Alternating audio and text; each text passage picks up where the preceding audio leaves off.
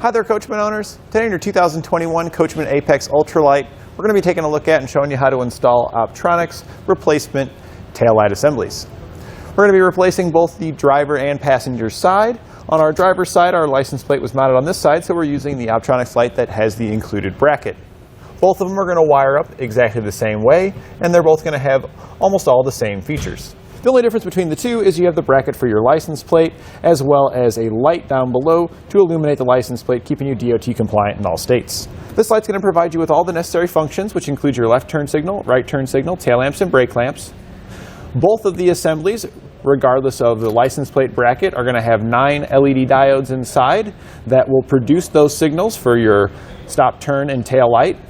The ones that have the license plate bracket do have an additional 3 LEDs here at the bottom to illuminate for your license plate light. So you can see our factory one here. It was a regular incandescent bulb. The incandescent bulbs don't last nearly as long as LED lights. LEDs typically last about 50 times longer than an incandescent, so you can see how that's going to pretty much benefit probably the life of this trailer. The bulbs inside are also typically brighter than your incandescent. You can see it produces kind of a wider light, a little bit higher frequency than what your incandescents would. And LEDs also draw less current, which that means if you're trickle charging your truck when driving down the road with your trailer, there's less load going on the batteries on your trailer, so it's easier for your truck to keep it topped up and potentially even charge it all the way up, whereas a lot of incandescent lights could potentially exceed the charge from your truck, depending on how many you have. And if you're wanting to add more lights, switching over to LED will allow you to do so without increasing your cap for how much amperage you're drawing if you're taking out those old incandescents. Because most of these are going to draw way less, probably less than half of what an incandescent would in most situations. There's only 3 wires coming out of the back of our light, so it's extremely easy to hook up. If you follow along with me now, we'll show you how to remove your old ones, get the new ones installed, sealed up, and wired in. We'll begin our installation here at the back of the vehicle by removing our old taillight assembly. The covers on these do have release tabs on the side. I like to use a screwdriver to push in on the release tab. I just find it makes it a little bit easier than using your finger, and then that'll kind of just pop off of there. Once you get one side off, the other side comes off, usually without having to press it on the release tab. Once that's out of the way though, you can see we've got 4 screws, one located in each corner that we're going to remove with our Phillips screwdriver. Oftentimes on these trailers, whether it be your camper fifth wheel or even an RV, they also support number 2 square bits as well. If you've got that laying around, that can sometimes speed up the process if you got one of those in a gun. Now that we've got all of our screws removed, we can take the light off.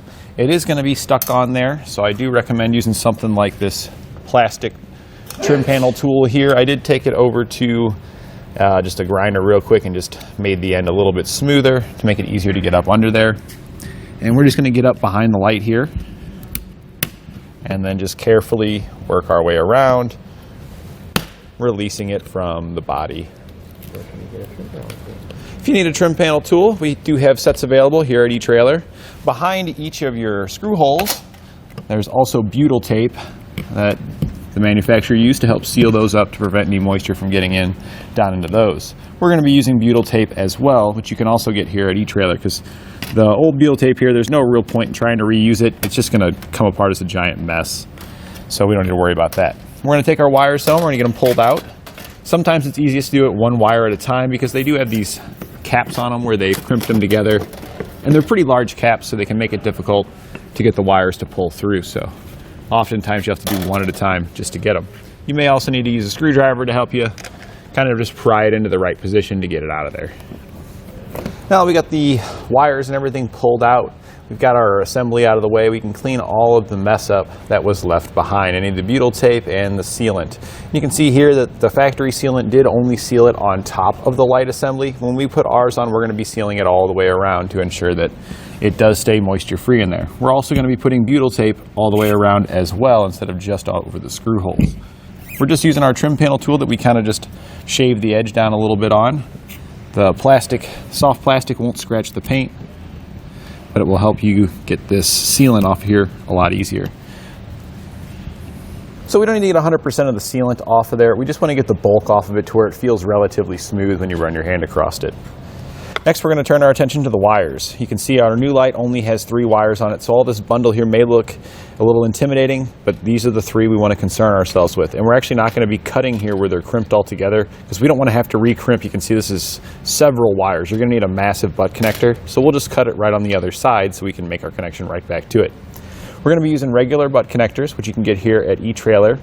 Since our light does seal up on the inside, we don't really need anything more than that. But if you were installing this in an area where a light was not sealed up all the way around, you would want to use heat shrink butt connectors instead. And we also have those available here at eTrailer.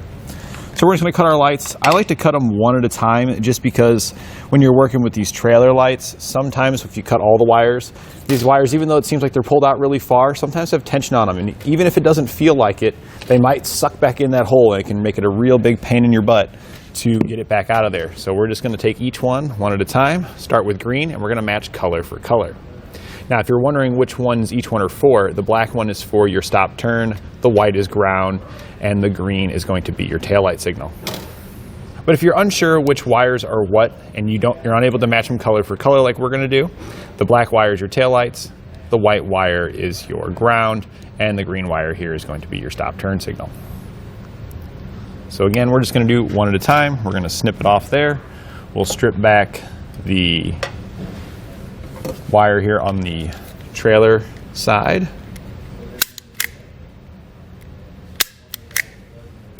We'll crimp one of our butt connectors to it. Then we'll grab our taillight assembly. They do come pre-stripped. However, I find that there's hardly enough strip there to work with, so I always like to strip a little bit more off.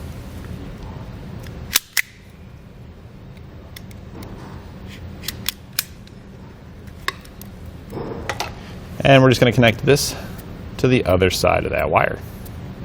Once you've got this wire in and connected, we're just going to repeat this for the remaining 2 wires, either matching them up color for color like we are, or matching them per their functionality. Again, ground and tail light, so you only got the 2 left. So now we're going to be feeding the wires back in, but we do want to seal up the back side. So I've got some butyl tape here. We're going to grab some small sections of it, and we're going to cover it up. We're going to start by making sure we cover up the screw holes, top to bottom here. We'll do the same thing over on the other side, and then we're going to run patches along the top and bottom as well. We want to avoid the outer edge just for cleanup purposes. We don't have to clean up any of the butyl tape around the outside. Then we'll just push our wires back in. And again, you'll probably have to do these kind of like one at a time just because of the tight space. So just take your time with it. Be careful. You don't want to pull any of the wires out of the connectors while you're doing this.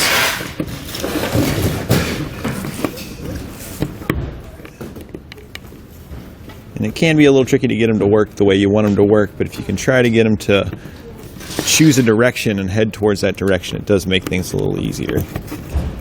Once we've got them fed in most of the way, the wires are going to tuck in between the strip where we didn't put butyl tape down there. So just poke those wires down in there.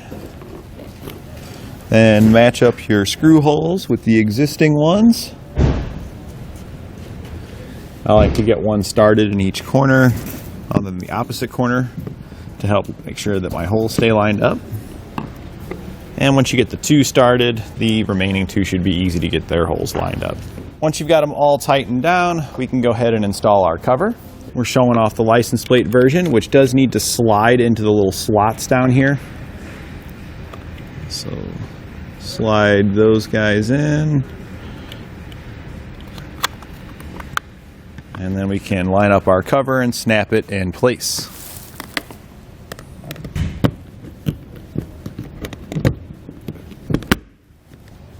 So now we got our light on. We do want to seal it back up around the outside once again, just like it was before. We're going to be using some clear silicone. You can get this at your local hardware store, or you could also get colored silicones here at eTrailer. We've got white, black, gray, and beige available, so you can match the color of your particular motorhome or trailer. On this one here, the gray doesn't quite match our gray, so that's why we're going with the clear to give it the best look. And I've cut the end at a tip, kind of at like a 45, and that's going to help me get good. You can see how it goes right across the top there. You get a nice solid bead that's nice and clean, and that's what we're looking for right there all the way across. And we'll just do this all the way around. And then if you have any drips, just go back and just touch those up. You can use a napkin to do so. We can just transfer over our license plate and hardware from our old one into our new one. The customer did have the bolts that ran through the back side like this. Since it is a plastic panel, it is a little bit flexible, so you can put those back in just how he had them. If you don't have hardware, then you can pick some up at your local hardware store. Once you've got your license plate installed, that will complete your installation. If you picked up one for your passenger side, the installation is going to be the same, but you can see here you don't have those extra license plate or light here at the bottom, but the wiring is still identical. So I've hooked up our tester and turned it on. You can see here that our tail lights are illuminated, as well as the light down below for our license plate. If we turn on our turn signal, we can see here that it's flashing just like it should. Our brake lights are also working properly, so we have all the signals. And if you had installed the other side as well, you want to verify that the turn signal works over there, as well as the brake lights and the tail lights.